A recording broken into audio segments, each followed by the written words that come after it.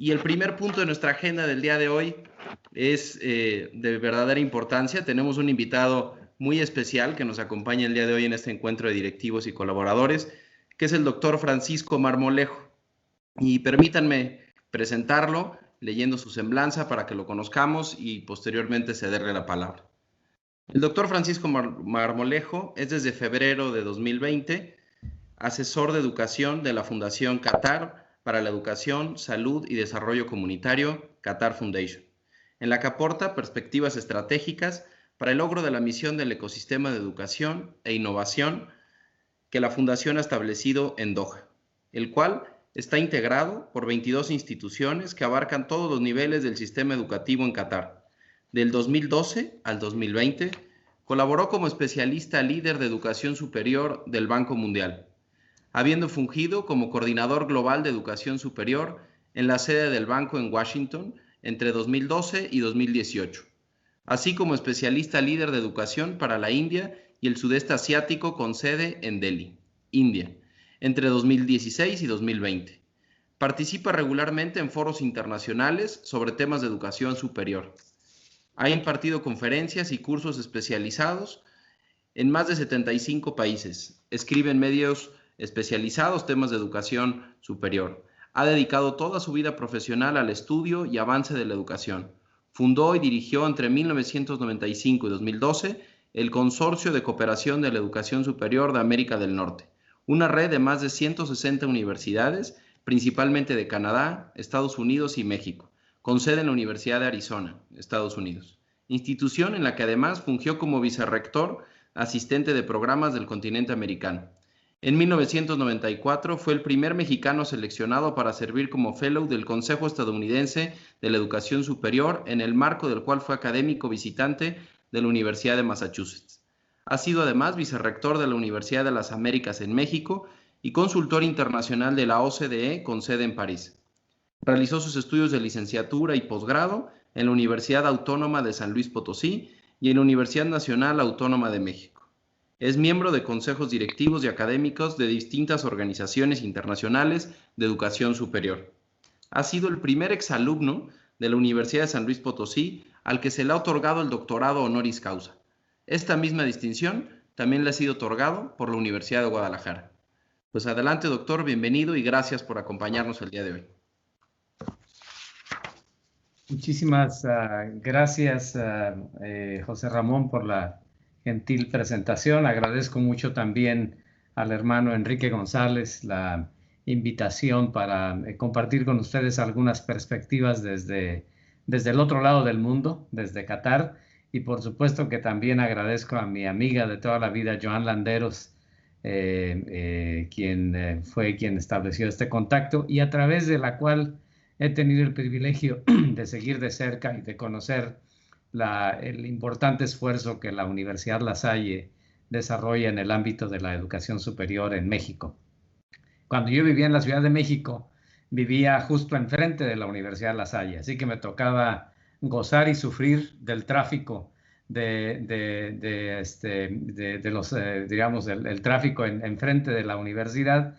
Y bueno, es una institución que aprecio muchísimo. Fue una de las universidades fundadoras del consorcio CONAGEC y es una de las instituciones que continúa siendo activa en este consorcio que se fundó hace ya más de 20 y tantos años. Así que bueno, ahora desde esta perspectiva más de helicóptero, diríamos, de paraguas, si ustedes gustan, quisiera compartir con ustedes algunas de las perspectivas de lo que he estado observando con respecto al devenir reciente de la educación superior en el mundo y, por supuesto, las implicaciones que tiene en el corto y en el largo plazo.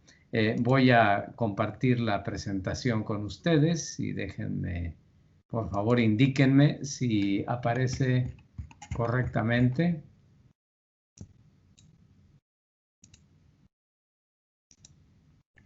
Vamos a ver, ¿sí se ve la pantalla completa? Sí. Perfecto. Sí, muy bien. Perfecto. Muy bien. Bueno, entonces, pues para comenzar yo quisiera que recordáramos que, digamos, en mi caso personal, por ejemplo, cuando yo era un adolescente, un día leía una revista de gran rigor científico que se llama Selecciones. Es más, ni siquiera sé si todavía existe, si ya si sigue en circulación. Pero en esta revista yo recuerdo haber leído una cita citable que a mí se me quedó muy grabada. Y esta cita decía: cuando pienso en el futuro, me asusta el presente. Y yo creo que hoy, más que nunca, en este contexto en el que vive el mundo, con la gran ansiedad, incertidumbre, con una serie de eventos que jamás imaginamos que se pudieran presentar, pues yo creo que al pensar en el futuro, naturalmente que nos asusta el presente. Esta es una cita que me parece que es mucho más relevante que nunca.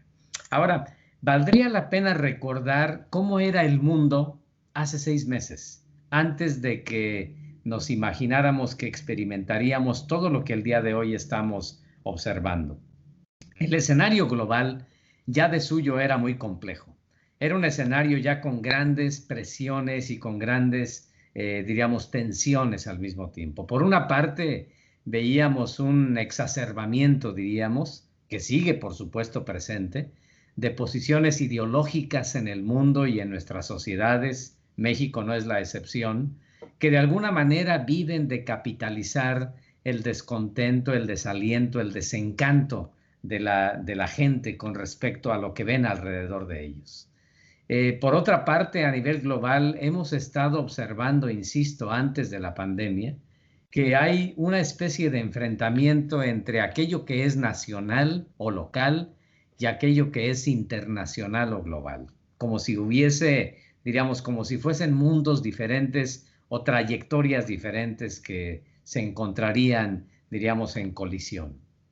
También hemos visto en el mundo que de alguna manera este sueño de la democratización del conocimiento y la información debido a los adelantos tecnológicos nos llevaría a un estadio, por supuesto, en donde diríamos, tendríamos una especie de mundo mejor, pero al mismo tiempo observamos que esta democratización del conocimiento y la información nos ha llevado a ciertos desencuentros, abusos, diríamos, desinformación que hoy prolifera en las redes sociales. Y también, por supuesto, que a nivel de nuestras sociedades veíamos que en el mundo se estaba presentando una crisis de credibilidad de nuestras sociedades con respecto a las instituciones que históricamente hemos creado y que son de alguna manera los pilares de nuestra sociedad. Y esto se refiere, por supuesto, a los gobiernos, a los políticos, por supuesto que se refiere a las iglesias y las religiones, por supuesto que se refiere, nos guste o no, a las instituciones de educación y específicamente a las instituciones de educación superior. Así que, en resumen, antes de la pandemia, ya el nuestro era un escenario complejo. Y este escenario se ha complicado por la pandemia y sería inocente pensar que no va a ser más complicado después o cuando lleguemos a ciertas condiciones de normalidad en lo que hemos dado a llamar la pospandemia, que tal parece que la seguimos aplazando. Así que hay muchas cosas que hemos aprendido de esta nueva realidad y de los fenómenos anteriores, y por supuesto que también muchas cosas que desconocemos. Antes de la pandemia, yo solía decir que el escenario actual y esperado del mundo era una tierra fértil para una mayor y mejor educación superior. Sigo creyendo eso, sin embargo, con significativas variantes. Las noticias no tan buenas es que realmente sabíamos y seguimos sabiendo poco acerca del grado de impacto que lo que está viviendo el mundo tendrá en la educación superior. Cualquier especulación que hagamos no deja de ser eso precisamente, una especulación. Y en ocasiones tal parece que eso no le importa mucho a la gente. Por eso es que a mí me parece que es extremadamente relevante esfuerzos como el que ustedes están realizando en este momento en la Universidad La Salle para hacer un alto en el camino y para tratar de ver qué es lo que alcanzamos a percibir en el horizonte de corto plazo y de qué manera, consecuentemente, tendremos que prepararnos a esta nueva realidad. En el ámbito económico y social, es cierto que el mundo ya desde antes ha estado experimentando un proceso de creciente sofisticación. La nuestra es una economía que es cada vez más global, que es cada vez más competitiva Es también una economía que cada vez más se basa en la tecnología, que está cambiando constantemente, y también la nuestra es una economía que se basa cada vez más en el conocimiento. La pandemia nos ha enseñado que esta realidad hoy es definitivamente exacerbada y que nuevamente la nueva economía, la nueva sociedad, nos guste o no, será más global, será ferozmente competitiva, yo diría, se va a basar cada vez más también en la tecnología, y por supuesto que la economía del futuro tendrá que ser una economía que se base cada vez más en el conocimiento, lo cual de alguna manera refuerza el papel de las instituciones de educación. ¿Qué tan globalizada estará la economía? Bueno, hoy podemos analizarlo con un sofisticado modelo matemático, pero me gustaría explicarlo más bien de una manera que me parece que es mucho más práctica de ver. Esta es una botella de salsa mexicana, que no tendría nada de extraordinario, pero si algún día viendo la etiqueta me llama la atención observar que es una salsa mexicana, aunque no lo crean, hecha en Holanda. Primera noticia que tendría yo de que en Holanda hacen salsa mexicana, con ingredientes de Marruecos, comercializada por una compañía de China, y era una botella de salsa mexicana para venta en Nueva Delhi. Por eso es que me llamó la atención y decía yo en ese momento, qué mejor ejemplo del grado de globalización que el conocimiento y la economía del mundo está experimentando el día de hoy. Al mismo tiempo, la economía del mundo tenía y sigue teniendo, y desafortunadamente tendrá, desigualdades persistentes que no podemos borrar de golpe y plumazo, que no podemos cubrir, sino que realmente las tenemos que poner sobre la mesa, porque es justo alrededor de estos desafíos que ha surgido este descontento y desaliento al que yo me refería, que hoy experimentan prácticamente todas las sociedades del mundo. Antes de la pandemia, ya había temas críticos de la educación superior que estaban siendo agudos. El tema de la equidad en el acceso a la educación superior, de la limitada relevancia, de la anquilosada gobernanza de nuestros sistemas educativos a nivel de educación superior, de la limitada innovación que genera la educación superior y de la limitada innovación que opera en la educación superior, y por supuesto desafíos tales como el del financiamiento y el de la internacionalización son solamente algunos de estos desafíos que me parece que ya existían y que lamentablemente por la crisis se van a exacerbar y seguramente presentarán condiciones más complicadas en el futuro. Por ejemplo, simplemente por mencionarles a ustedes el caso de la expansión de la educación superior en América Latina y el Caribe. La región ha experimentado en años recientes realmente un crecimiento importante en la tasa de la educación, de matrícula de la educación superior. Pero si esto lo combinamos con el número de jóvenes que demandan educación superior, pues lamentablemente observamos que ese gran activo del que hemos hablado tanto, de ser la nuestra una sociedad joven, pues lamentablemente sin educación, ese activo se convierte en un pasivo, se convierte en un lastre, se convierte en una desafortunada desventaja. Un estudio que hicimos cuando yo trabajaba en el Banco Mundial demostraba que había en ese momento 20 millones de jóvenes que eran ninis, ni estudiaban ni trabajaban en la región de América Latina. Y América Latina no es la excepción. A nivel global, diríamos, sabemos que son más de 360 millones de jóvenes, insisto, antes de la pandemia, que no estaban estudiando y que no estaban trabajando. Y bueno, obviamente ahora con las crecientes tasas de desempleo que afectan no nada más a los jóvenes, sino también a los ya no tan jóvenes, pues ahora lamentablemente tenemos que hablar de ninis y también hablar de nininis, porque no podemos negar que desafortunadamente por la pandemia ya hay una gran cantidad de adultos que no están teniendo las oportunidades para trabajar. Así que, volviendo al tema de la educación superior, pues a veces tal parece que esta idea que hemos siempre tenido de que la educación superior es el gran promotor de igualdad, de equidad, de transición en la movilidad social intergeneracional, tal parece que a veces la educación superior, al revés, se convierte en un factor que contribuye a la inequidad. Vean ustedes, por ejemplo, el caso de México. Ustedes pueden ver aquí un análisis que hicimos en el banco, en donde comparábamos cuáles son o quiénes son los que tienen acceso a la educación superior. Aquellos que provienen de los deciles de ingreso más altos o aquellos que provienen de los deciles de ingreso más bajos. Y ustedes pueden observar claramente que ciertamente el avance en México ha sido significativo en este periodo de 12 años, en donde aquellos que provienen del decil de mayor ingreso de la población ciertamente han tenido importante crecimiento, pero lamentablemente en la capa de la población de menores ingresos, realmente la educación superior sigue siendo algo completamente ajeno, distante e inaccesible. Y por supuesto, ese es el segmento de la población que necesita dar estos brincos de movilidad social para que tengamos un mayor bienestar general.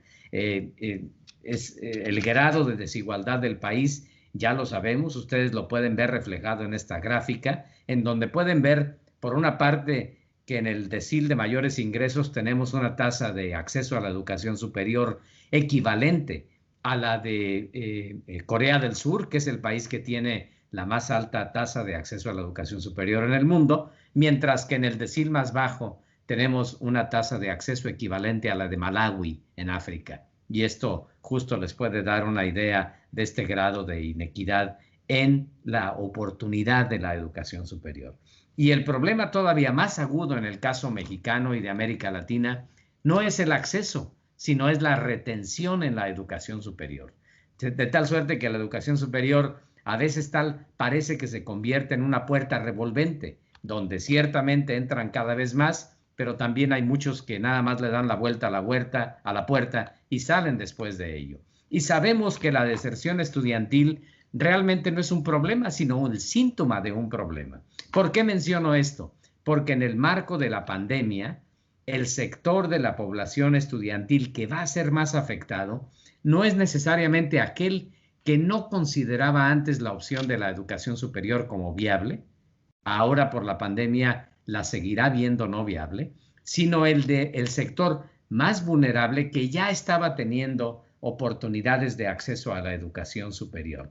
Y este sector, ya sabemos que aquellos estudiantes que son más propensos a desertar que otros son aquellos que provienen de sectores desfavorecidos económicamente, que tienen poca preparación académica previa, que participan en programas no selectivos y también aquellos que están en programas académicos de ciclo corto.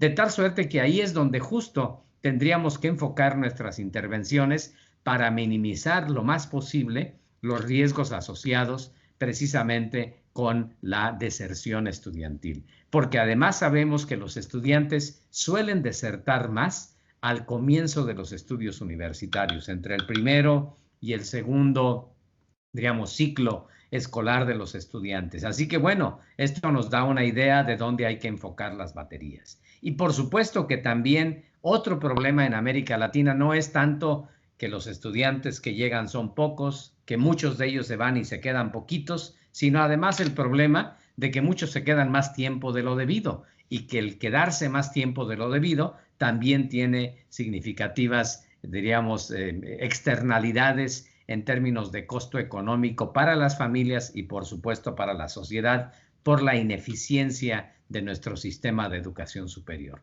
Luego, en el ámbito de la gobernanza, pues lamentablemente en América Latina, y México no es la excepción, tenemos estas ambigüedades o confusiones acerca de cómo son precisamente diríamos, el carácter mixto de la provisión que tenemos genera una gran cantidad de ambigüedades. Ahí está, diríamos, indefinición de en qué momento termina el papel del Estado y de qué manera el Estado también en ocasiones pretende intervenir en áreas del trabajo de la educación superior donde realmente no tendría nada que hacer. Y luego finalmente a esto agreguémosle la complejidad del nuevo contexto tecnológico, que sabemos que esta creciente robotización que el mundo ha tenido antes de la pandemia, que se ha acelerado rápidamente durante la pandemia y que seguramente se acelerará mucho más después de la pandemia, entre otras cosas va a afectar Por ejemplo, no nada más la eficiencia de nuestras instituciones, pero inclusive va a afectar también la redefinición del tipo de profesiones para las que formamos en las instituciones de educación superior. Un estudio curioso que hicieron en Inglaterra mostraba que, por ejemplo, cuántos años se necesitarían para que una máquina hiciera mejor el trabajo que nosotros. Y miren ustedes, por ejemplo, ahí me llamó la atención que el cirujano, que es la profesión del cirujano, aproximadamente en unos 35 años, las máquinas van a hacer mejores operaciones que los cirujanos que hoy formamos en nuestras universidades. Y bueno,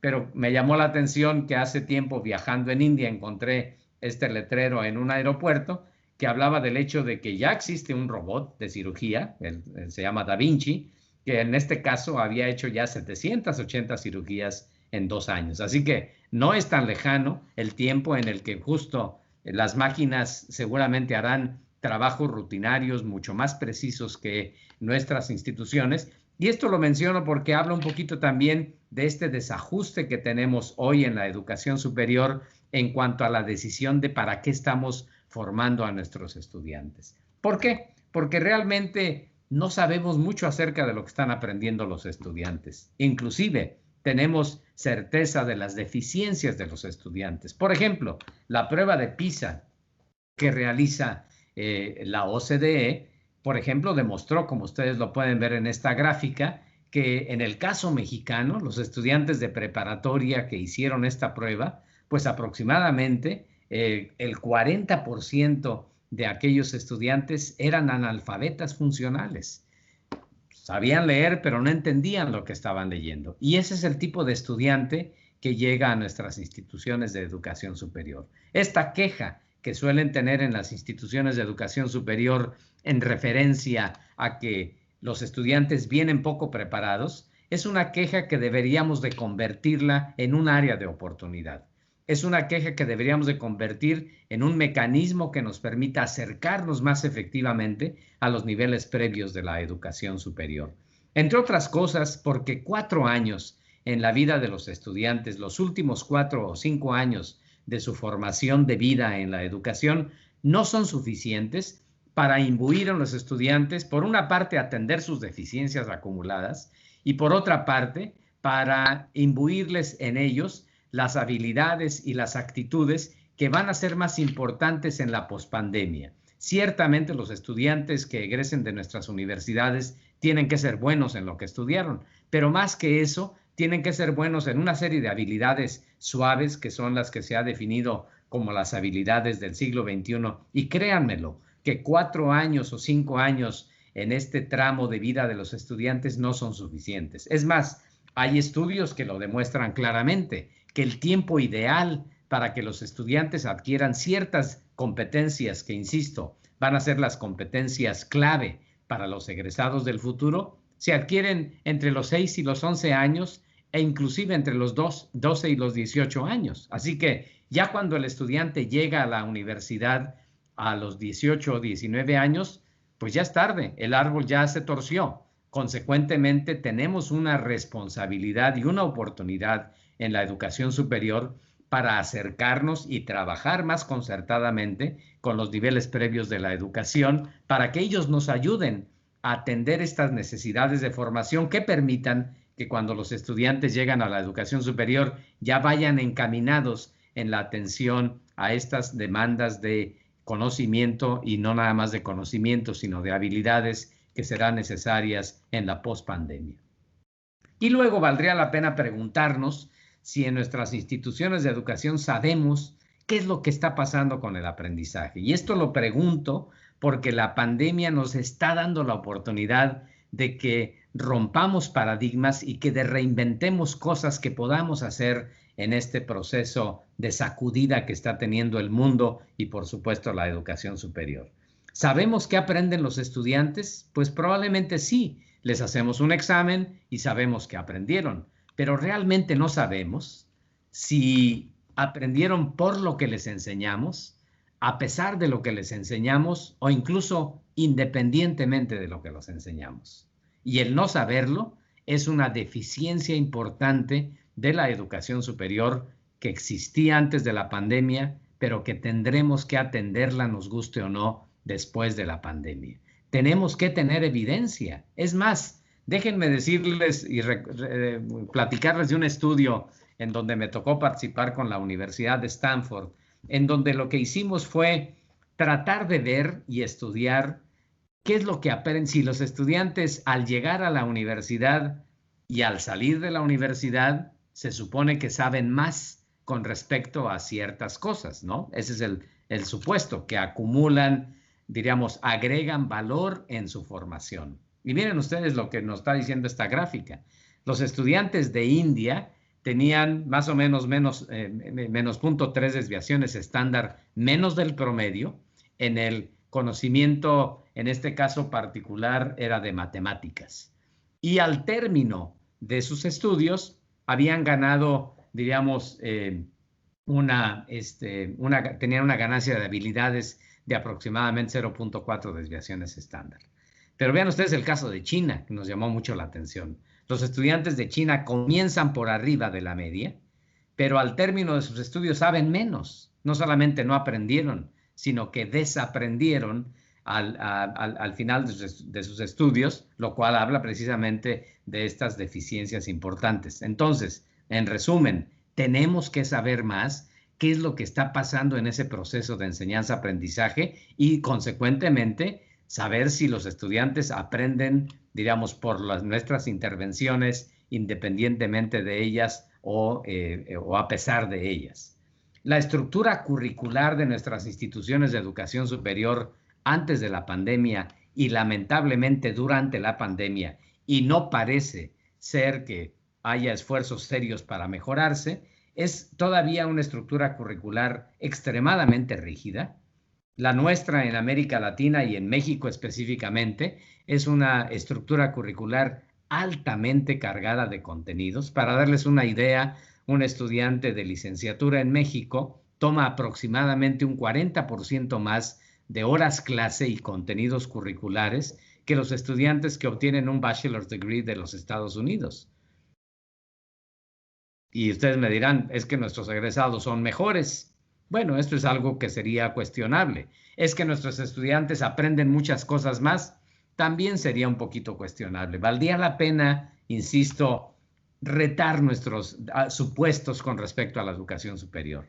La nuestra es una estructura curricular que se enfoca fundamentalmente en contenidos, que es altamente secuencial, que es muy endogámica y, por supuesto, que no tiene lateralidad. Salvo contadas excepciones, un estudiante de economía que decide cambiarse a la carrera de administración, le van a hacer que curse los cursos de economía que se ofrecen en la escuela de administración porque no son los mismos que los de la escuela de economía. O, por ejemplo, si un estudiante a la mitad de sus estudios decide que ya no puede continuar sus estudios, salvo contadas excepciones, este acumulado de contenidos académicos no tiene ningún reconocimiento académico, inclusive tiene hasta un estigma negativo en la sociedad. En resumen, el triángulo que tenemos que crear en la educación superior, que antes era una aspiración y que hoy, después de la pandemia, tiene que ser visto como una necesidad, es lograr que más estudiantes tengan acceso a la educación superior, hacer que se queden, hacer que el conocimiento que ellos tengan sea relevante y además hacer que se titulen oportunamente. Y todo esto lo tenemos que hacer construyendo una cultura de la evidencia, generando datos, generando investigación que nos permita asegurar si las cosas están sucediendo por lo que hacemos, a pesar de lo que hacemos o independientemente de lo que hacemos. Así que es en este contexto en el que se presenta este asunto de la pandemia. Este es un momento realmente especial y extraordinario. La pandemia fue una situación completamente repentina y en el mayor de los casos fue inesperada. No estábamos esperándola. Y obviamente una de las primeras cosas que hemos aprendido es que la pandemia no nada más es un problema epidemiológico, es también un problema fundamentalmente económico y social.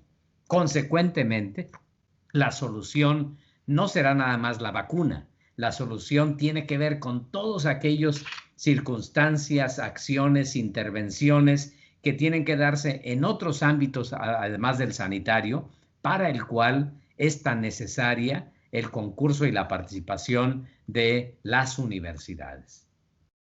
¿Qué tan complejo no ha sido el impacto que ha tenido la pandemia? Que, por ejemplo, ustedes pueden ver en esta gráfica de qué manera se ha literalmente colapsado, por ejemplo, la industria del turismo y de la transportación de personas. Qué tan dramática no ha sido la crisis que hoy estamos experimentando un fenómeno de decrecimiento económico nunca experimentado después de los años de la depresión. ¿Qué tan complicado no será el contexto en el que hoy vivimos, que por primera vez, después de la Segunda Guerra Mundial, por primera vez hemos reducido el flujo de bienes y servicios en el comercio internacional? Y en la educación superior también han sucedido cosas completamente inauditas. Fíjense ustedes cómo en el mes de febrero solamente había un país que tenía cerrado su sistema de educación superior, y es increíble que en un periodo de 2 meses prácticamente el sistema de educación superior del mundo quedó completamente paralizado. Y las universidades tuvieron que dedicarse a atender lo urgente y por supuesto que aplazar lo importante. Por cierto, hago una interrupción para mencionarles que de vez en cuando escribo por ahí mi dirección de correo electrónico, por si algunos de ustedes quisieran tener copia de mi presentación, envíenme un correo electrónico y con todo gusto les haré llegar una copia. Algunas cifras. Más de 200 millones de estudiantes de educación superior en el mundo, en el semestre que ha concluido, no tuvieron finalmente acceso a las universidades. Un 70% de los estudiantes del mundo tuvieron que regresarse a sus países de origen en el caso de los alumnos internacionales. Y solamente un 60% de la enseñanza se pudo transferir de alguna manera a medios no presenciales, lo cual implica que un 40% de los estudiantes ya tuvieron un déficit de aprendizaje que difícilmente se va a poder compensar. Por ejemplo, aquí en la Fundación Qatar, en este complejo ecosistema de educación que existe único en el mundo en la Fundación Qatar, aquí se logró que el 100% de los cursos se pudieran transferir a la enseñanza en línea en solamente 2 días. Pero esta realmente fue una extraordinaria excepción con respecto a otros países. Inclusive ustedes pueden ver en el caso de los Estados Unidos, en donde tardó prácticamente 2 semanas en hacerse esta transición a la enseñanza no presencial. En el caso mexicano, lamentablemente no hay mucha información, pero un estudio que hizo la ANUYES muestra que en el caso de las universidades públicas estatales, más o menos las universidades de alguna manera hicieron algo que permitiera darle cierta continuidad de urgencia a los procesos de enseñanza-aprendizaje. Pero por supuesto que uno de los grandes problemas tiene que ver precisamente con la brecha digital. ¿Por qué? Porque hay proporcionalmente pocos estudiantes en México que tienen acceso a una computadora o algún dispositivo electrónico eficiente en su casa para la continuación de sus estudios. Y aquí inclusive se puede ver reflejada precisamente la inequidad en el acceso de oportunidades en el caso mexicano en comparación con otros países, como en este caso acabo de marcar ahí el de Dinamarca. El porcentaje de hogares en México con conexión a Internet es un porcentaje relativamente bajo, como ustedes pueden ver en esta gráfica, en donde se muestra que solamente casi el 50% de los hogares tienen conexión a Internet. Y la brecha todavía es mucho más fuerte en el caso de los estudiantes que viven en las zonas rurales del país, lo cual de alguna manera nos hace reconocer que ciertamente, aunque se hayan hecho esfuerzos importantes desde la universidad, pues no necesariamente estos esfuerzos se pudieron reflejar en la oportunidad de la continuidad de la educación en el caso de los estudiantes por sus propias condiciones geográficas o socioeconómicas. Y por supuesto que las universidades realmente no estaban preparadas, salvo algunas excepciones en donde ya existían ofertas no presenciales más o menos establecidas. En la mayor parte de los casos, diríamos, nos echamos a la lancha de la emergencia y a ver cómo le hacemos, ¿no? Los profesores han tenido que emigrar y rápidamente convertirse en ese personaje multitarea que tiene que estar haciendo muchas cosas y además que ahora tiene que saber muchas cosas que antes se supone que no tenía que saber. Por ejemplo, en el caso de la internacionalización, ustedes pueden encontrar de qué manera la internacionalización también se trastocó brutalmente. En esta gráfica ustedes pueden ver que en los términos populares, en las búsquedas de Google, la palabra cursos en línea, pues realmente en febrero era una palabra que no le interesaba a mucha gente, pero de manera rapidísima se convirtió en un término popular. Y el término, por ejemplo, estudios en el extranjero, prácticamente desapareció del mapa del Internet. Muchos estudiantes tuvieron que tomar la decisión de dejar de estudiar en el extranjero, de aplazar sus planes de estudiar en el extranjero o simplemente de cancelarlos. Así que en resumen, la crisis nos ha enseñado varias lecciones rápidamente. La primera, pues que realmente no estábamos preparados, que no había suficiente planeación. La segunda, que el entorno en el que operamos en la educación superior es verdaderamente frágil, que la transición a la enseñanza remota, si bien es cierto, resolvió un problema de corto plazo, tampoco es la panacea, que es necesario un liderazgo diferente en tiempos de crisis al liderazgo que solemos tener en condiciones regulares. Y esto aplica no nada más a las instituciones a nivel de rectorías y a nivel de departamentos, sino también incluso en el salón de clases o en el equivalente al salón de clases, diríamos. También hemos aprendido que las deficiencias y limitaciones que ya existían en la educación superior, pues se han puesto de manifiesto y naturalmente que se han magnificado. Y finalmente, me da mucho gusto ver que una lección que hemos aprendido, que ahora sí podemos cuestionarnos y debemos cuestionarnos muchos de los apuestos tradicionales que teníamos y que tenemos en la educación superior. Algunos de los desafíos concretos de corto plazo a nivel global es cómo minimizar el déficit de aprendizaje que estamos teniendo por la transición a enseñanzas no presenciales. Segundo, cómo minimizamos la inequidad debido a la persistente brecha tecnológica. ¿Qué podemos hacer para darles la oportunidad de aprendizaje a aquellos estudiantes que tienen este desafío tecnológico? ¿Cómo mantener el interés de los estudiantes contra lo que nos imaginábamos? La idea de que ya no teníamos que ir a la universidad al principio emocionó a los estudiantes, pero luego los ha llevado a un gran hastío y aburrimiento. ¿Cómo garantizar la integridad en las mediciones del aprendizaje? Al no poder hacer ya las pruebas presenciales como solíamos hacerle coloquialmente, ¿de qué manera tenemos que hacer esta transición? Y por supuesto, un desafío significativo que tienen las universidades es cómo atenuar las implicaciones financieras que está teniendo la contracción económica, ya no diría yo esperada, sino actual. En el ámbito del tema del aburrimiento de los estudiantes o de la ansiedad, este estudio que hicieron en la Universidad Autónoma de Querétaro les da una idea de algo que ya sabemos, que la mayor parte de los estudiantes en este momento manifiestan tener sensaciones más bien negativas, más que positivas con respecto a la enseñanza en línea. Y también sabemos que los estudiantes, me llamó la atención el comentario que hiciera José Ramón al principio de la sesión cuando decía no tengan abiertas otras aplicaciones como YouTube y otro, porque sabemos que los estudiantes en este análisis que hizo Santed claramente lo dice cuando les preguntaban qué estaban haciendo en el curso en línea, pues unos dicen me quedé dormido, estaba jugando, estaba checando el YouTube, estaba chateando con mis amigos, etcétera, etcétera.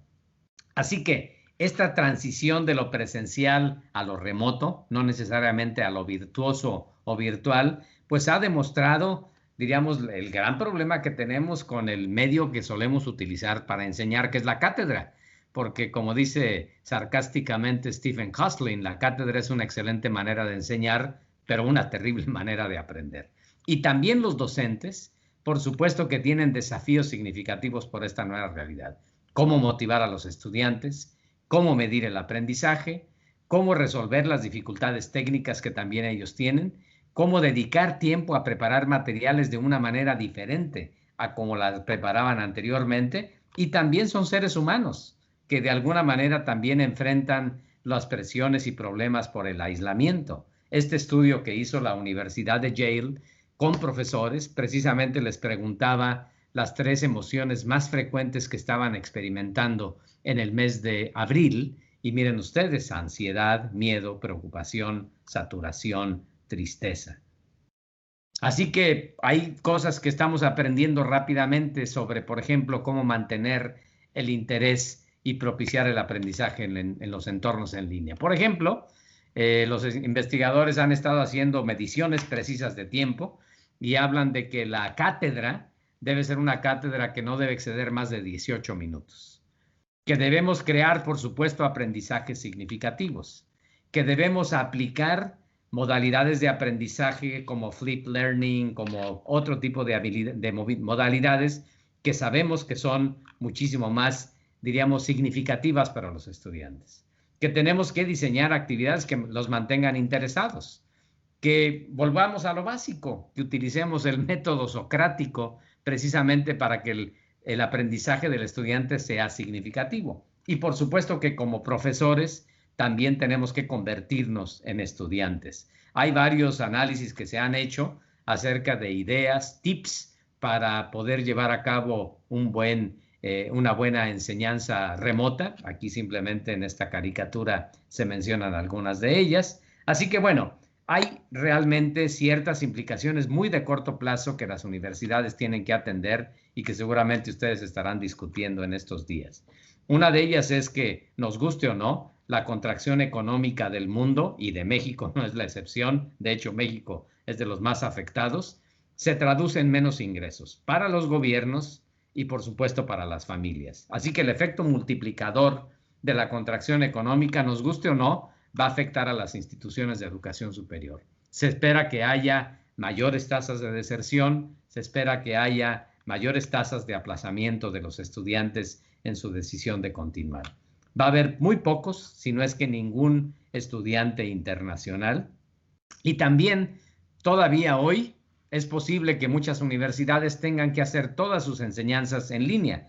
De hecho, entiendo que en el caso mexicano, según el anuncio que ha hecho recientemente la Secretaría de Educación Pública, cuando menos el próximo semestre tendrá que ser también nuevamente con la enseñanza en línea, con todas las implicaciones que esto tiene, entre otras, por ejemplo, las demandas de padres de familia que estiman que las universidades deban cobrar menos porque los estudiantes no están teniendo el mismo beneficio, y el dilema que representan las universidades porque dicen, pues ciertamente eso es verdadero, pero al mismo tiempo yo tengo que seguirle pagando los sueldos a mis profesores, ¿cómo le hago, no?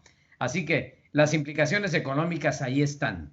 La escala de la caída, según este análisis reciente del Banco Mundial, es peor que cualquier otra recesión que se ha tenido en los últimos 150 años.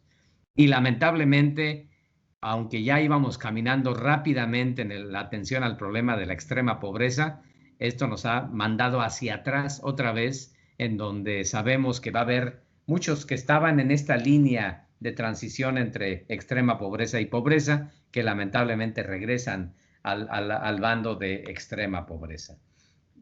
El momento no es nada sencillo. Los tomadores de decisiones de las instituciones de educación superior tienen que hoy atender urgencias importantes. Esta gráfica compara el mes de abril con el mes de mayo en el caso de los rectores de las universidades de Estados Unidos, y ustedes pueden ver claramente cuáles son las preocupaciones que hoy tienen las autoridades universitarias. ¿Cómo abrir?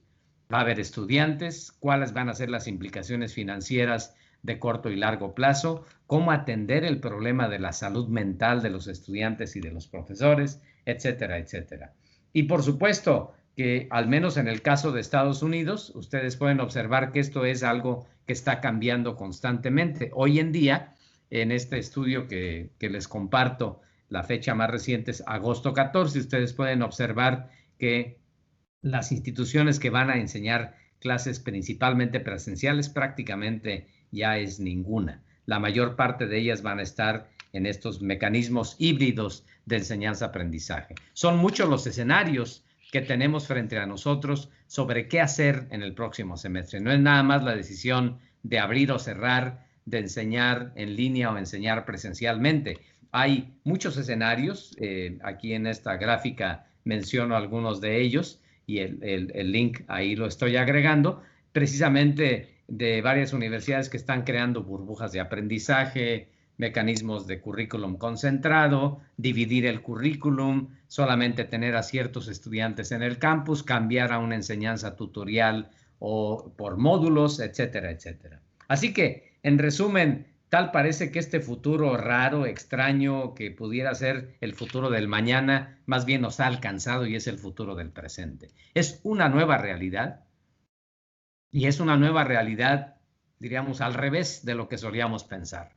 En un mundo que, por supuesto, va a ser cada vez más interdependiente y en donde, lamentablemente, diríamos, cierto es que por una parte este nuevo mundo es un mundo en donde se expresa lo mejor de la humanidad, la solidaridad, etcétera, etcétera. Al mismo tiempo también se expresa y se muestra lo más miserable de la humanidad, la falta de solidaridad, la falta de empatía hacia los demás, etcétera, etcétera. Es un mundo también cada vez más intercomunicado, el que estaremos viviendo, pero en donde tendremos esta tensión entre el nacionalismo y el tribalismo al que yo me refería anteriormente. Es un mundo, pues, que también va a ser más turbulento por las tensiones económicas y sociales y políticas que tendrá asociado, y que nos guste o no, es un mundo en donde no nada más lo que pase en otros lados será relevante allá, también tendrá que ser relevante en nuestro contexto local, y así lo tenemos que ver,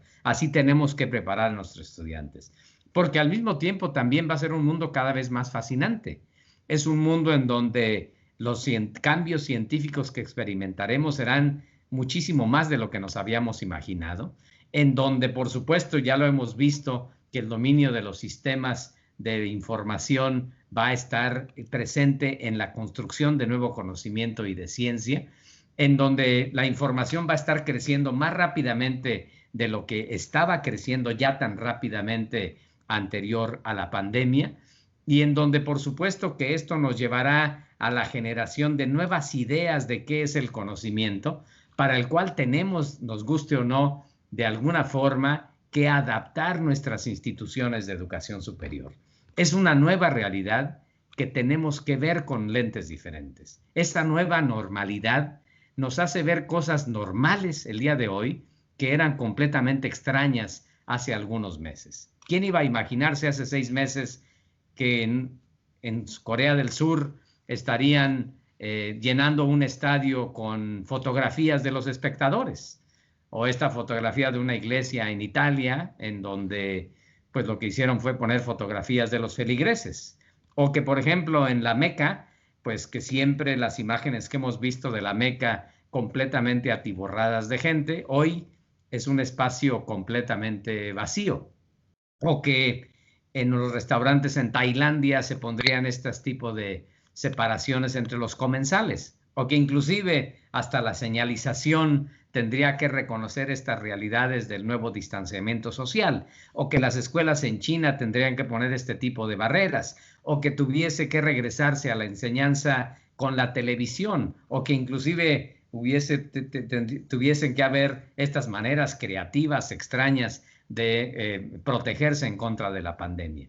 Esta imagen que tenemos de las universidades con multitudes, pues de alguna manera también está cambiando el día de hoy, porque naturalmente que son, por ejemplo, las graduaciones ahora son virtuales, ahora los espacios de clase son diferentes, ahora el profesor está solo frente a un auditorio en donde no hay estudiantes. Inclusive, ¿quién iba a pensar que hubiese una universidad que tuviese una graduación con robots? ¿O quién iba a pensar en la idea de una nueva universidad Zoom? O que la vida social en las universidades, nos guste o no, pues va a cambiar radicalmente, porque sabemos que hay toda una serie de elementos alrededor de la pandemia que naturalmente van a estar presentes y que van a hacer que de alguna manera tanto los profesores como los estudiantes enfrenten circunstancias de incertidumbre y ansiedad. Así que es momento de cuestionar nuestros dogmas y supuestos en la educación superior. ¿Quién nos habría dicho antes que la internacionalización es solamente movilidad de estudiantes y convenios? ¿O por qué no cuestionarnos si realmente sabemos por qué aprenden los estudiantes? ¿O si el número de cursos académicos que tenemos en nuestras universidades no serán acaso demasiados? ¿O si los rankings realmente son importantes? Es momento de cuestionarnos también para qué es la educación. ¿Es para preparar solamente para el empleo? o realmente para preparar para la vida y para una ciudadanía que tendrá que ser más responsable, más solidaria en el ámbito de la pospandemia. En el caso de la movilidad, por ejemplo, sabemos que quienes se benefician son solamente unos poquitos de nuestros estudiantes universitarios. Así que qué mejor oportunidad para hablar de sistemas de internacionalización en casa, movilidad virtual, microcampus, cátedras espejo. Hay muchas cosas que se pueden hacer para continuar internacionalizando nuestras universidades sin tener que asumir que solamente es movilidad de los estudiantes y profesores. Sabemos que en las escuelas, en las instituciones de educación superior, repartimos o disectamos el conocimiento de manera tal que no refleja la realidad del mundo. Sabemos que los estudiantes están aprendiendo no necesariamente a crear y evaluar el conocimiento, sino realmente a memorizar para poder pasar el examen. Sabemos que los estudiantes están inundados de aditamentos tecnológicos, pero que en ocasiones parece ser que pierden su capacidad analítica y su capacidad de análisis crítico.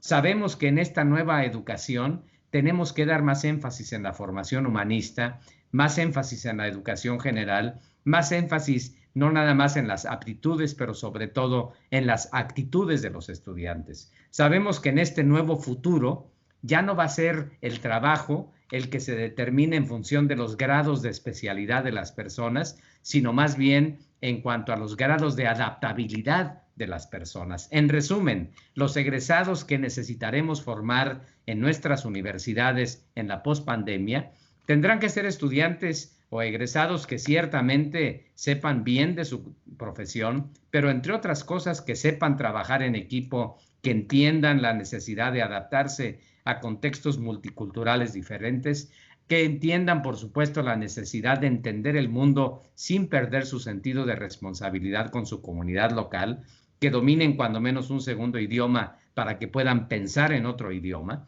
que utilicen adecuadamente las herramientas tecnológicas y me parece que lo más importante, que sean estudiantes que tengan la curiosidad y que continúen con esta curiosidad como profesionistas por continuar aprendiendo el resto de su vida.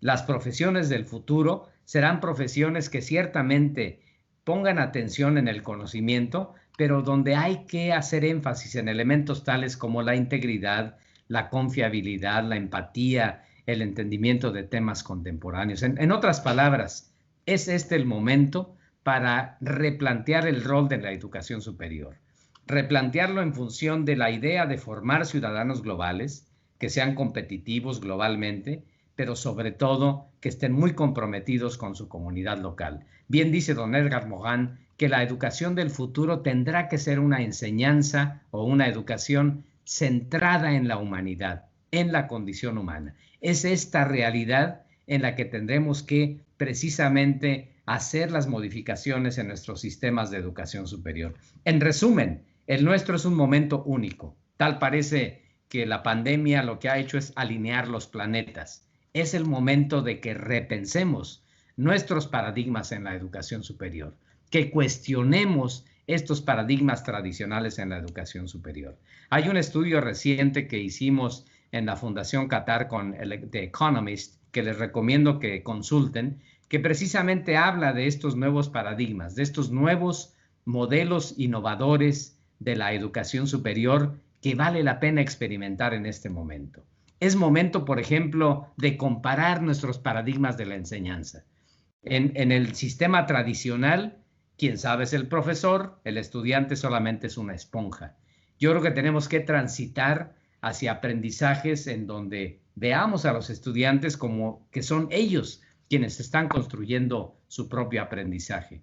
El propósito de la enseñanza en el medio tradicional es clasificar a los estudiantes, para eso son los exámenes, y colocarlos en orden de quiénes son los que saben y quiénes son los que no saben. Realmente tenemos que transitar a centrar la educación en el desarrollo de competencias y talentos de los estudiantes.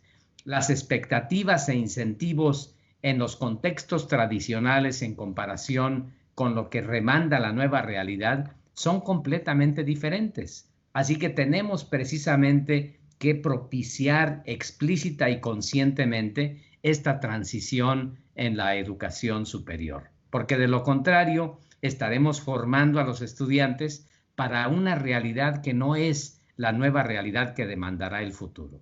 Tenemos, por supuesto, que redefinir el papel de los docentes. Los docentes tendrán que verse cada vez más como facilitadores del desarrollo integral de los estudiantes para que sean ciertamente buenos profesionistas, pero sobre todo buenos ciudadanos, comprometidos ciudadanos. En resumen, ¿quién nos dijo que la universidad no puede y no debe cambiar? Yo estoy seguro que ustedes están convencidos de que la Universidad La Salle puede y debe cambiar. Y por supuesto que para innovar hay que pensar y actuar más allá de lo convencional. La paradoja de nuestros tiempos es que las universidades, por una parte, son el mejor laboratorio social de cambio, pero tienden a inhibir su capacidad de innovación en aras de la tradición, el prestigio, la calidad, la acreditación. Ustedes pueden mencionar 1000 razones por las cuales en nuestros entornos universitarios solemos ser muy conservadores con respecto a esta idea de cambiar. Y ciertamente los gobiernos tienen que actuar. Yo a veces diría que ojalá y no actúen tanto porque luego la actuación no es precisamente lo que esperamos. Pero los cambios también se tienen que iniciar en las instituciones de educación superior. Así que déjenme preguntarles, ¿ustedes en la Universidad La Salle están siendo reactivos a lo que está pasando afuera? Simplemente reaccionando. ¿Están siendo pasivos, simplemente viendo la película? ¿Están emulando, simplemente copiando a otros? ¿O realmente están siendo activos y proactivos, diría yo, en el ajuste de la universidad y en la mejor atención de la universidad a los agudos problemas alrededor que tenemos en la sociedad del día de hoy? El arte de la ambigüedad, espero que no sea lo que ustedes hagan, es continuar haciendo las cosas como siempre, pero esperando diferentes resultados. Aquellos que critican la educación superior dicen que esta era la universidad italiana en 1350 y que antes del COVID las universidades de alguna manera seguían siendo lo mismo. El profesor enseña, los estudiantes toman notas, se preparan, memorizan y presentan el examen. Y que también en la educación superior somos muy buenos para echarle la culpa a los demás, para decir que los estudiantes mal preparados de los niveles previos son los causantes de que no tengamos una buena calidad y pertinencia en nuestros programas académicos. Así que déjenme soñar con ustedes en una nueva universidad más internacional, pero más conectada con la comunidad, más flexible, más innovadora, más emprendedora, con menos aversión al cambio y también una universidad que colabore más, tanto hacia adentro como hacia afuera. También déjenme soñar con ustedes con la idea del nuevo liderazgo que necesitamos en la educación superior. No nada más a nivel de las universidades y departamentos, sino, insisto, también en el salón de clases presencial o virtual, con el papel y ejemplo de los profesores hacia los estudiantes. Y por supuesto que no hay fórmulas mágicas. Lo que puede funcionar en el caso de la Universidad La Salle no necesariamente va a ser la solución en otros casos. Dice Alejandro Gaviria, el rector de la Universidad de los Andes en Colombia, que nos guste o no, la universidad tiene que ser ese espejo de la sociedad, tiene que reflejar lo bueno y lo malo de lo que está pasando alrededor de la sociedad en la que se inserta. Así que termino solamente con 3 citas. Una de Charles Darwin, que dijo hace muchos años que no son los más fuertes los que sobreviven y ni siquiera los más inteligentes, sino aquellos que se adaptan mejor a las cambiantes condiciones del entorno. Segunda y penúltima cita de nuestro poeta latinoamericano Rubén Darío, que hace más de 100 años dijo que el ayer no es más que un sueño, el futuro una visión incierta y que lo único real que tenemos es el presente. Es en este presente en donde yo los invito a que construyamos este nuevo futuro. El futuro no se adivina ni tampoco se extrapola. El futuro se construye y lo que hoy ustedes están haciendo en su reflexión es justo soñar juntos en construir este nuevo futuro que México y los egresados de la Universidad La Salle tendrán que enfrentar. Y la última cita que les menciono es de Paul Valéry, que en 1931 dijo: lo que nos desconcierta en nuestros tiempos es que el futuro ya no es lo que solía ser. Les agradezco muchísimo su paciencia y espero que estas reflexiones de alguna manera contribuyan a generar confusión entre ustedes y si lo logran, estaré más que satisfecho con haber logrado ese propósito. Muchísimas gracias. Agradecemos al doctor Marmolejo que nos haya acompañado y que nos haya compartido sus interesantes y valiosas reflexiones. Abrimos un espacio para las preguntas por parte de los colaboradores. Muchas gracias, estimado doctor Marmolejo. Gracias por su ponencia de esta mañana. Sin duda ha sido enriquecedora para nuestra institución y para toda la comunidad. Tenemos nuestra primera pregunta, es de Ricardo García. Él es jefe de posgrado de la Facultad de Derecho. Antes que nada, le da un agradecimiento por la conferencia y comenta que usted mencionó que las instituciones están sufriendo un tema de credibilidad. Su pregunta es la siguiente. ¿Considera que aplica en diferentes ámbitos como el gobierno, por decir un ejemplo? Y si es así, ¿qué papel juega la tecnología y las redes sociales?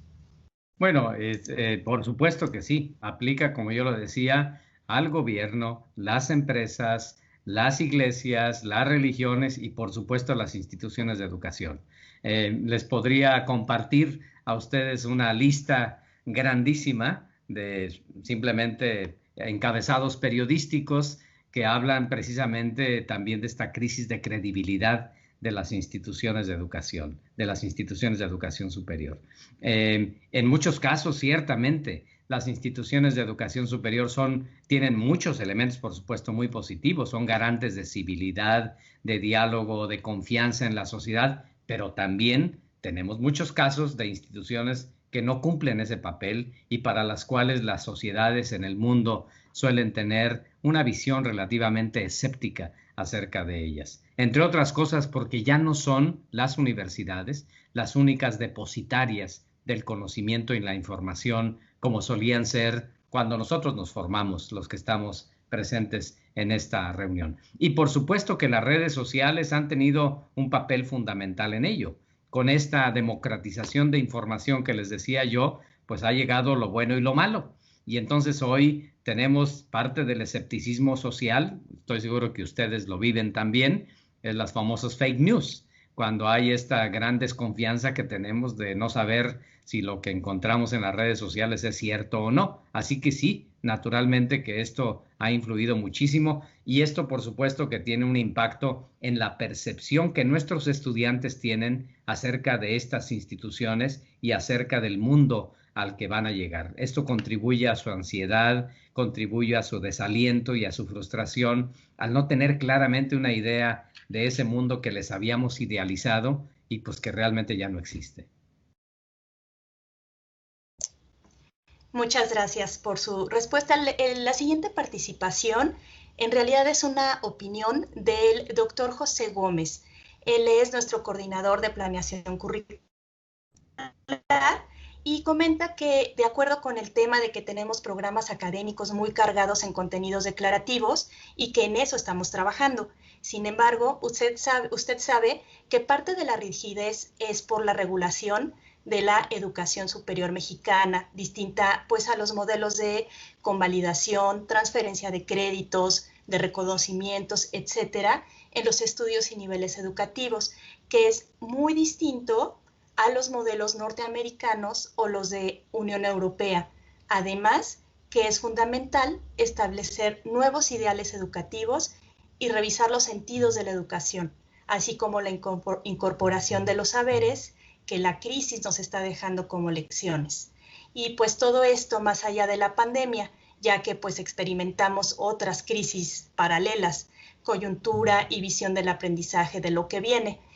Pues muchas gracias, en realidad este es un comentario, no sé si quiera aportar algo más. Es un comentario perfectamente válido, yo por eso insistía cuando hablaba de las fórmulas mágicas, porque realmente el contexto mexicano es un contexto único e incluso más precisamente el contexto de las universidades privadas mexicanas es muchísimo más, diríamos, desventajoso en este sentido, por el hecho de que con excepción de aquellas universidades que tienen autonomía por decreto presidencial, ya no recuerdo cómo se llamaba este término de universidades libres por no recuerdo exactamente cómo era, pues la mayor parte de las instituciones están sujetas a estos mecanismos de revisión de programas de estudios, de revalidación, etcétera, etcétera. Ahora, dicho esto, tampoco podemos decir que nada más el problema está en las universidades.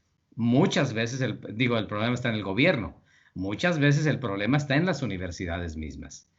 Yo siempre he bromeado diciendo que a mí me asusta cada vez que hay una universidad que me dice que van a hacer una revisión de sus planes y programas de estudio, porque la revisión implica de manera, diríamos, el supuesto de la revisión es: vamos a ver qué vamos a agregar.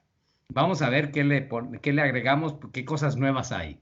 Y entonces si alguien sale con que pues ahora el tema de inteligencia artificial o machine learning o criptografía o derechos humanos o lo que ustedes gusten, son temas que hay que agregar, pues sí, asumimos nuevamente que hay que agregar, pero jamás nos ponemos a cuestionar si hay que quitar y qué es lo que hay que quitar. Entonces, hay mucha de la inercia que también las propias instituciones de educación superior suelen tener. El mejor ejemplo de ello es el de la revalidación de estudios. Si un estudiante de otra institución se transfiere a su universidad, no sé si es el caso de la Universidad La Salle, pero normalmente las universidades, al momento de analizar el transcript o la tira de materias de ese estudiante, se convierten en las personas más papistas que el Papa.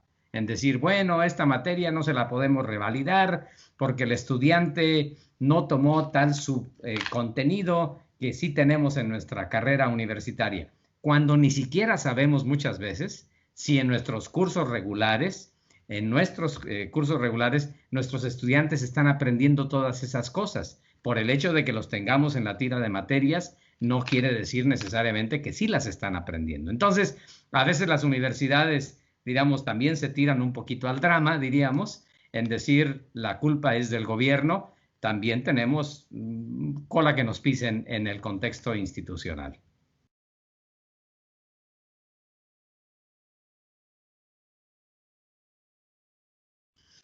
Muchas gracias. Nuestra siguiente pregunta es de Carlos Herrera. Él es nuestro secretario académico de la Facultad de Ingeniería. Agradece los interesantes datos que nos ha compartido. Menciona que usted comentaba que una de las diferencias con respecto de las universidades de México con Estados Unidos o de algunas otras era el número de horas que se considera que el estudiante destina a sus actividades curriculares y que pues esta es considerablemente menor.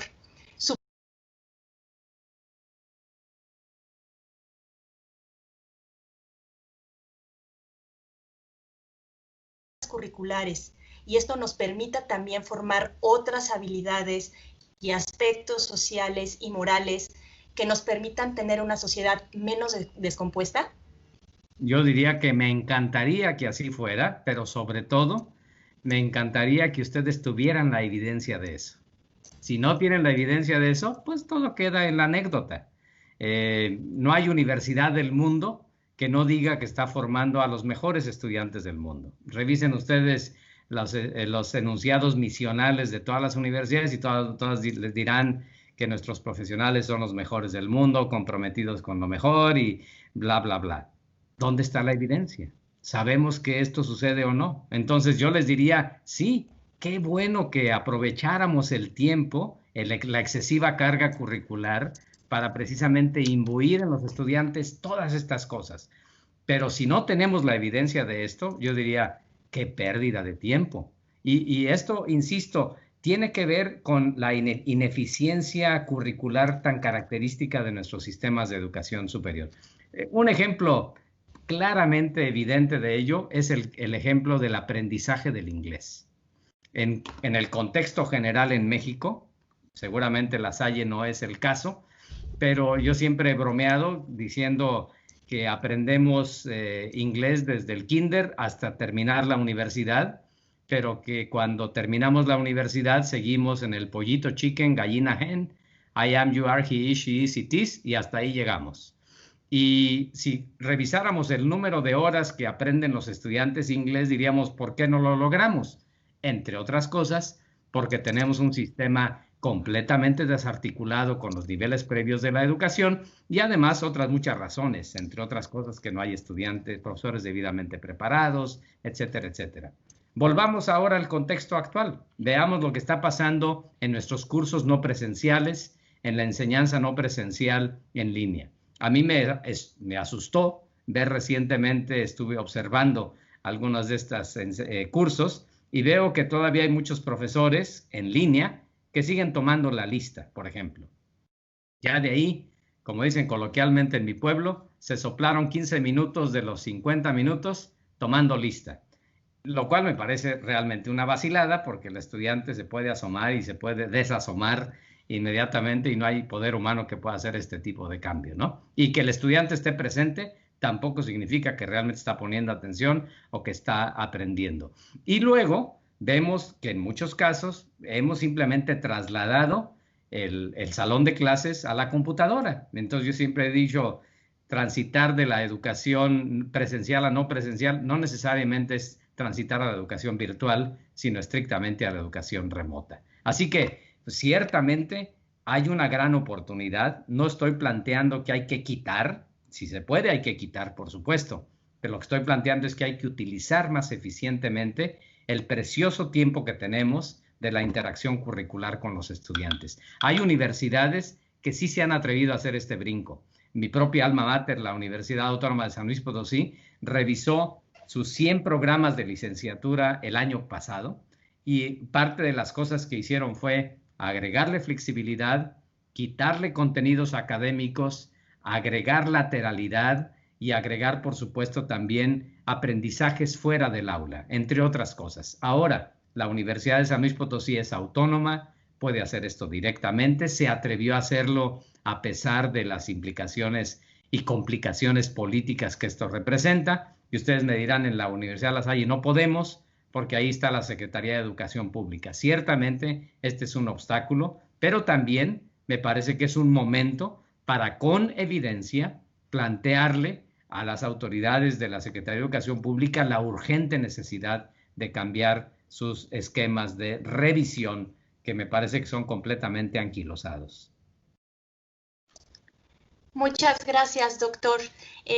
Tenemos más preguntas. Sin embargo, por tiempo ya no podremos hacérselas llegar aquí en vivo. Tenemos preguntas del arquitecto Homero Hernández, de la maestra Celia Ruiz, del maestro Francisco Enríquez y de la maestra Eva Hueso. Tendremos oportunidad de hacérselas llegar por escrito para pues tener una opinión de usted. Les dejo la palabra, por favor, conductores. Muchas gracias nuevamente y muy buen día. Yo les acabo de escribir ahora en un mensajito en el chat, precisamente ofreciendo continuar este diálogo y además agregándoles mi correo electrónico. Para cerrar esta primera parte, me permito darle la palabra al hermano Enrique para despedir a nuestro distinguido ponente. Muchas gracias, maestra Ana Belén. Doctor Marmolejo, le agradezco muchísimo su participación. Sin duda nos hace conscientes de la situación que estamos viviendo y que no somos únicos ni exclusivos, que somos parte de esta globalización y que todos estamos viviendo las mismas consecuencias. También nos abre la perspectiva de un futuro retador, sin duda con muchos retos, muchas circunstancias que tenemos que vencer y que la universidad debe ser proactiva ante estas situaciones. Pero también nos confirma que la misión humanista que la Universidad La Salle ha tenido siempre es una misión que debe continuar y que sin duda es quizá la parte formativa que debemos de dejar en nuestros alumnos. Muchísimas gracias por su participación, doctor. Le agradezco el tiempo y sobre todo todas esas ideas que nos iluminan y nos harán tomar decisiones para el futuro. De verdad, muchas gracias, doctor. Gracias a usted, hermano, y gracias a todos ustedes. Saludos y mucha suerte en su reflexión.